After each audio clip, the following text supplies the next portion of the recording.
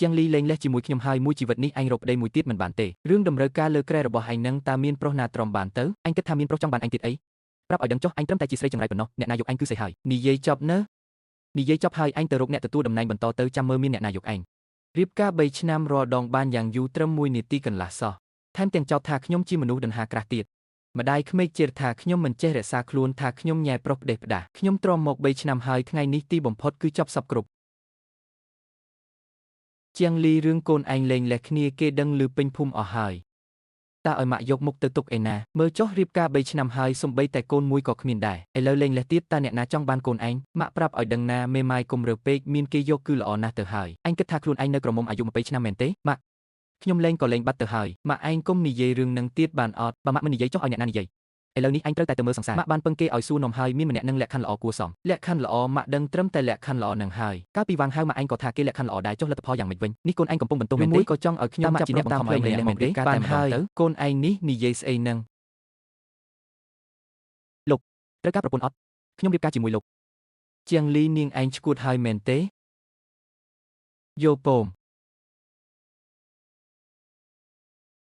ថ្ងៃស្អែកម៉ោង3រសៀលនៅអាសយដ្ឋាននេះយើងជួបគ្នានិយាយផ្ទាល់ពីរឿងលម្អិតនៃការរៀបការខ្ញុំមានការទៅមុនហើយ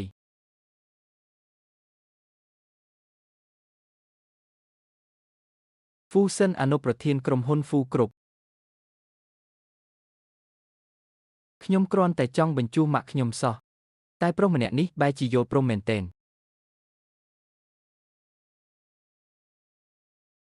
លោកនិយាយមែនទែនហ្នឹងខ្ញុំអាយុ30ហើយគួរតែរៀបការហើយ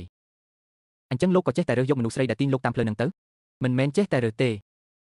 មានន័យថាម៉េចនាងធ្លាប់លែងញ៉ាចាតើលោកប្រកាន់អត់មិនប្រកាន់ទេខ្ញុំមានការងារធ្វើមិនពឹងប្រុសចិញ្ចឹមទេល្អតែខ្ញុំមិនចេះធ្វើម្ហូបទេខ្ញុំចេះមនុស្សប្រុសអីមិនព្រមនិយាយច្រើនសំបីមួយម៉ាត់សួរអីឆ្លើយនឹងបើមិនសួរគឺមិននិយាយហ្មងនៅលើមុខគ្មានអារម្មណ៍អីសោះលោកគិតច្បាស់ហើយមែនទេពួកយើងទើបតែជួបគ្នាលើកទី2ទេនាងស្ដាយក្រោយហើយ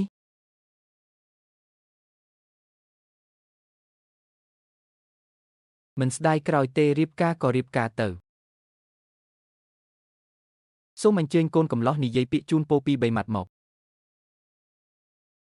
ចូលមួយជាងលីប្តីឯងនឹងមានបញ្ហាអីជាមួយឯងមែនទេទើបតែរៀបការសោះមិនព្រមនិយាយស្ដីសោះថ្ងៃមុខទៅគិតរស់នៅជាមួយគ្នាយ៉ាងម៉េចកុំប្រាប់ណាថាគេគឺជាអ្នកដែលឯងទាញតាមផ្លូវនោះម៉ាក់គឺម្នាក់នឹងហើយគេមិនមែនមានបញ្ហាអីទេគេគ្រាន់តែជាមនុស្សនិយាយតិចយ៉ាងណាក៏រៀបការហើយដែរគ្រាន់តែរស់នៅជាមួយគ្នាឲ្យកំដរឆាកជីវិតប៉ុណ្ណោះមនុស្សប្រុសគឺដូចតែគ្នានឹងទីបំផុតចប់សពគ្រប់ហើយ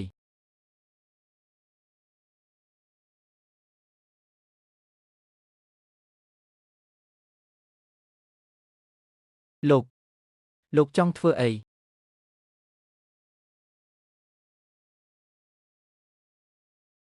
ហ្វូសិនលោកឈួតហើយជាគេគឺត្រូវតែសងថ្លៃខូចខាតហើយ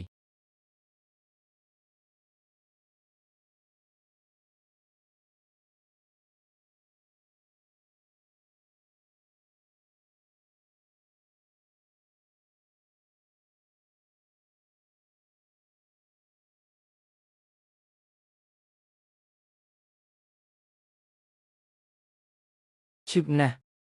ស្រែកលេងចេញហើយអាហារពេលព្រឹកនៅលើតុប្រុសម្នាក់នេះក្រែងលោមានបុគ្គលិកលក្ខណៈពីរសង្ស័យ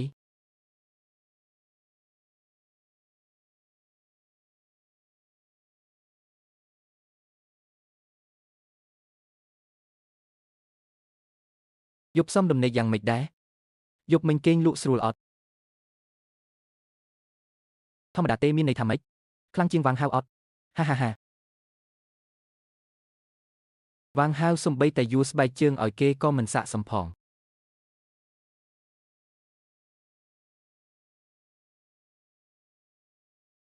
ថ្នាំលាបយប់នេះបន្តទៀត មិនត្រូវទេមើលទៅជីវិតនេះក៏មិនប្រកាសថាល្អដល់ណាដែរតើ